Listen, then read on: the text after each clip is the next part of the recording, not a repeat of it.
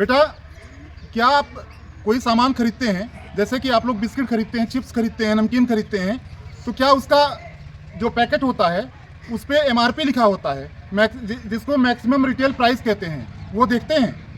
क्या उस सामान की, उस वस्तु की एक्सपायरी डेट देखते हैं?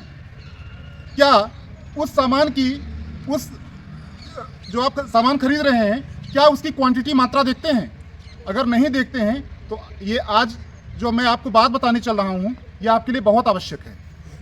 आज हम लोग सभी लोग जानते हैं 24 दिसंबर है। आज जो 24 दिसंबर है ये प्रतिवर्ष उपभोक्ता दिवस के रूप में मनाया जाता है।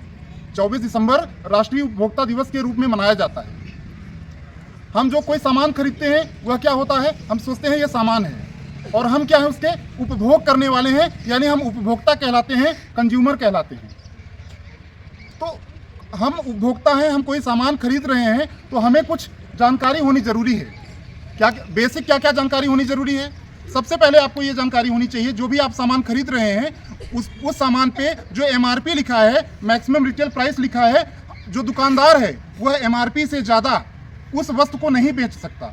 कोई भी सामान ले रहे हैं, मान लीजिए ये बिस्किट है, इस बिस्किट पे MRP लिखा है 10 रुपये, तो दुकानदार 10 रुपये से ज़्यादा आपसे नहीं ले सकता।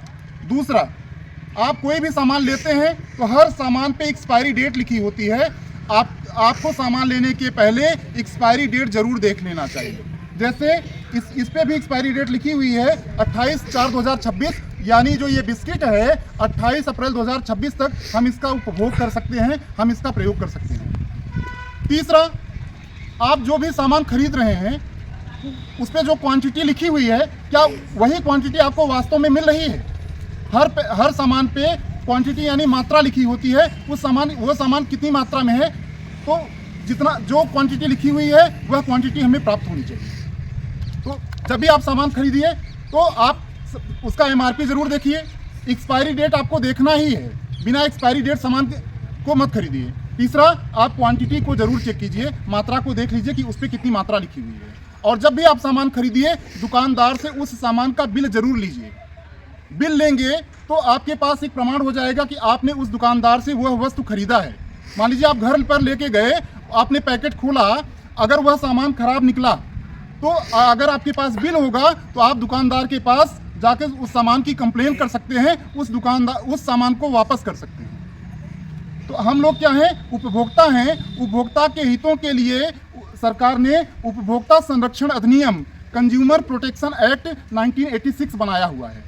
अगर हमें दुकानदार से कोई शिकायत है, अगर हमें खरीदी हुई वस्तु से कोई शिकायत है, तो हम कंज्यूमर का टोल फ्री नंबर होता है, उस उपभोक्ता जो है उपभोक्ता फोरम होता है, वहाँ शिकायत कर सकते हैं। टोल फ्री नंबर पर